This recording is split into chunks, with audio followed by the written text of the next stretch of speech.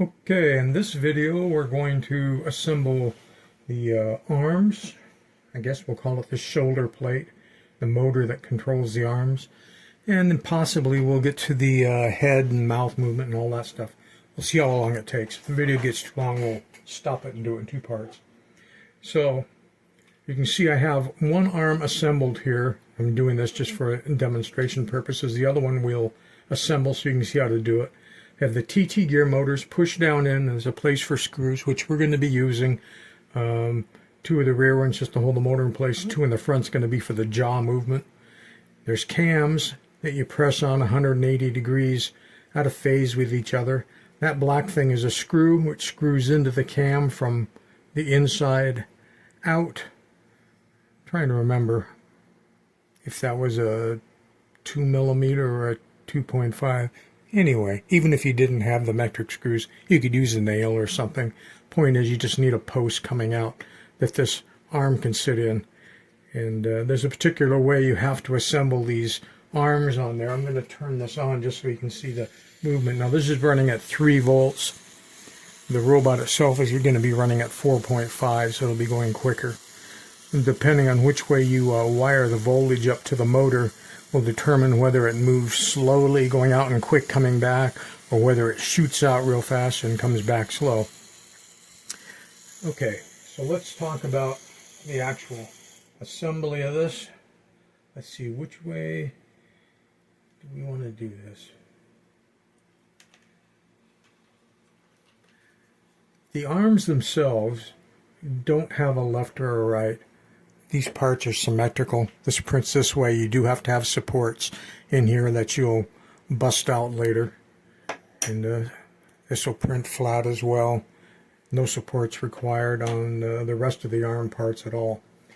So one of the gears of these two gears has a larger hole that you can see on a 632 screw will turn freely, and the other one has a smaller hole that you thread the 632 in, because you want that screw and this gear to be one. In fact, you might even want to, when you're getting close to screwing this in all the way, put a drop of super glue in there or something and tighten it down, because you don't want this one to turn. This is our fixed post part, and it's going to go into this upper slot like that and screw into this upper body part. So this is going to go on this slot here into here. And that 632 screw is going to go into there. It's a 632 by 3/4 of an inch long.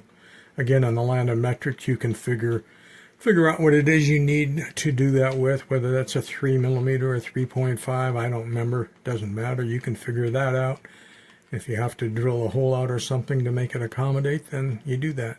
So I tightened it up and then I backed it off because I want this to be loose, if you will. Oh, and by the way, in this TT motor I'm using here, I'm using the 1x220 because I wanted the slower RPM here. Of course, the bad thing I've covered in the past about these 1x220s is the plastic gears that they use inside here are such fine, small teeth that if you stall this out when power's on, you'll strip the gears in there. You'll have to replace the motor. So they're not durable. Love the speed, love the reduction and the power. Too easy to strip the gears out. That's why in the walking part of the robot I use the 1x90, and it has metal gears. Pretty much indestructible. Not a bad speed.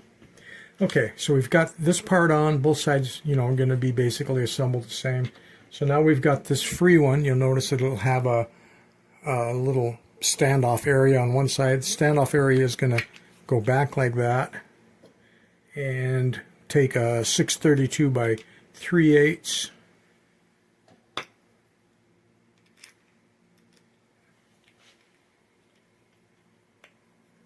and screw that in there. Just go ahead and screw it down and then back it off.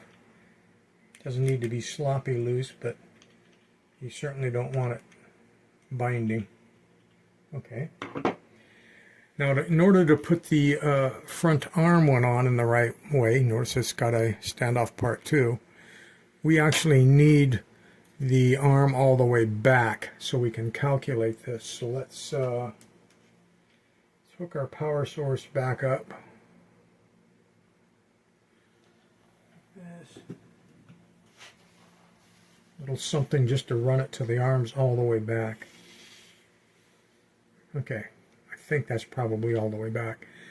Then we'll grab another 632 by 3/8 long. And this time we'll want to, you know, so there's a cutout there. We're going to want that to go up as far as it can and still mesh, which in this case, that might be one too many, I don't know. I'm going to go back. I'm going to go back one just to be on the safe side. And then we'll run it, we'll see. Screw it down, back it up. A little bit floppy. A little bit too tight. There we go. So now we have that. And let's connect our power up.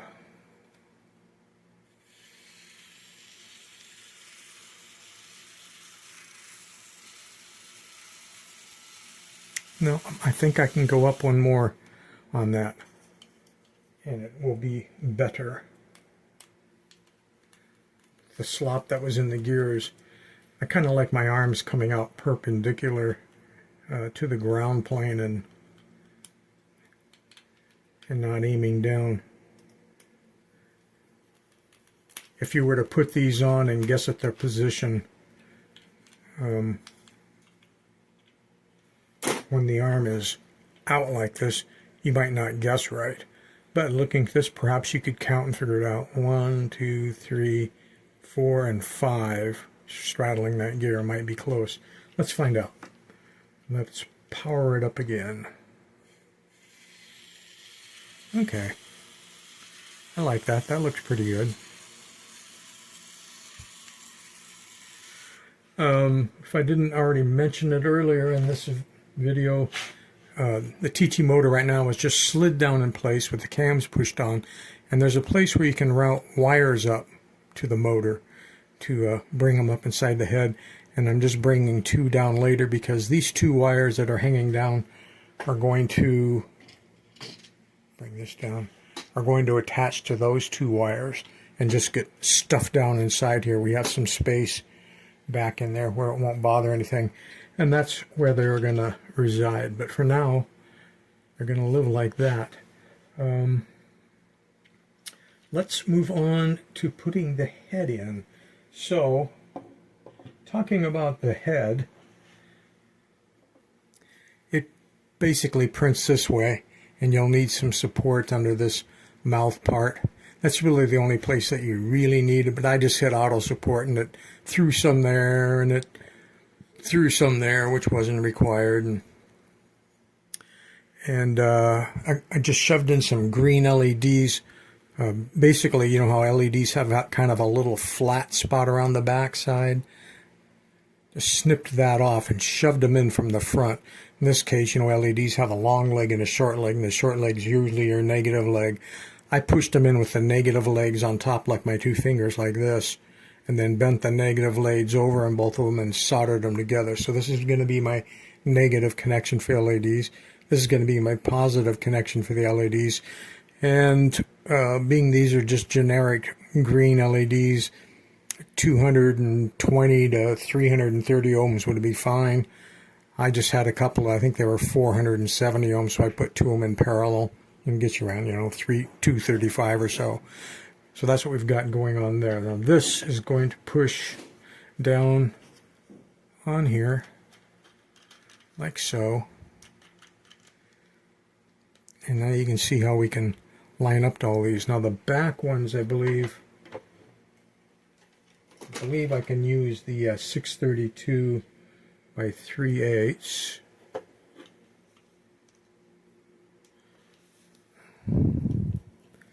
Just to hold this head in place.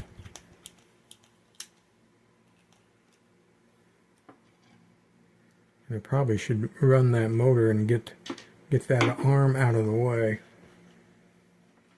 So let's do that.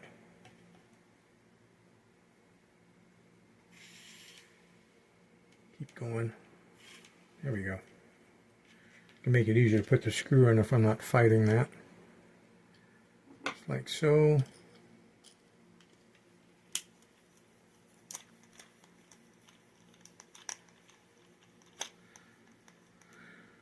So now the head is held on, the motor's held in place, none of that can go anywhere.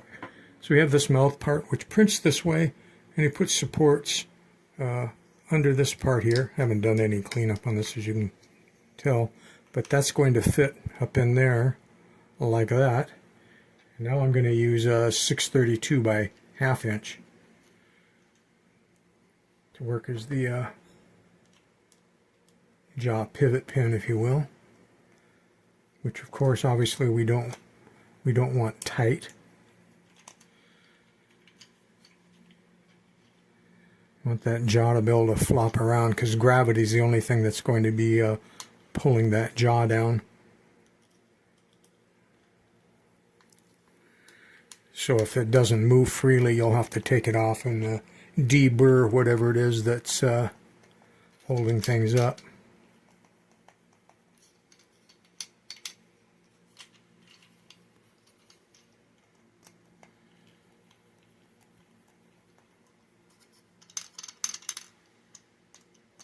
Can't leave the screws sticking out so far that they're going to get in the way.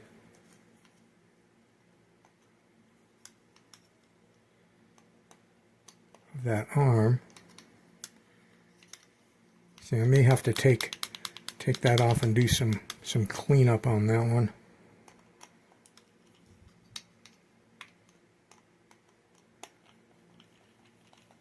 I might try tightening it up and then backing it out.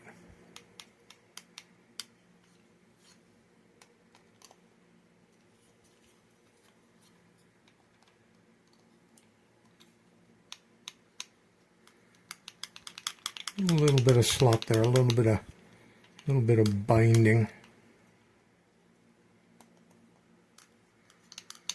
All right. So what the plan here is these lobes come around. The lobe should push on the back of the jaw and make the mouth move. So let's test that out with our. In my case, I'm just got a 3-volt battery pack sitting here on some alligator clips.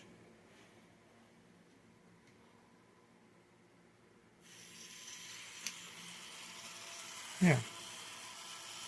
So you can see when the lobe, each side comes around, so I can get double the speed on the mouth compared to the arm movement.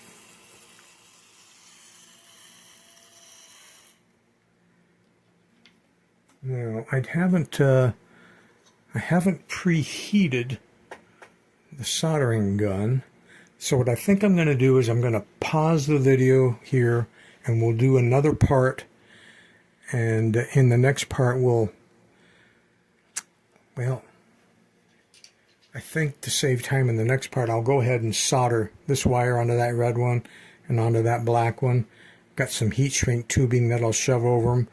I'll stuff the wires down in there, and then this whole assembly simply glues right down on top like that. And so when you start the next video, we're going to be at the point where this is glued down on top. And I'm going to be soldering in the LEDs. The positive LED will go, in this case, to the red wire, which is why I bothered to color code it. And the top, which was the negative on the LED, like I said, will come over to the negative side. So we'll start the next video at that point, and it'll just be soldering on the LEDs, putting on the top hat, or top to the head, and I think we'll be pretty much done at that point.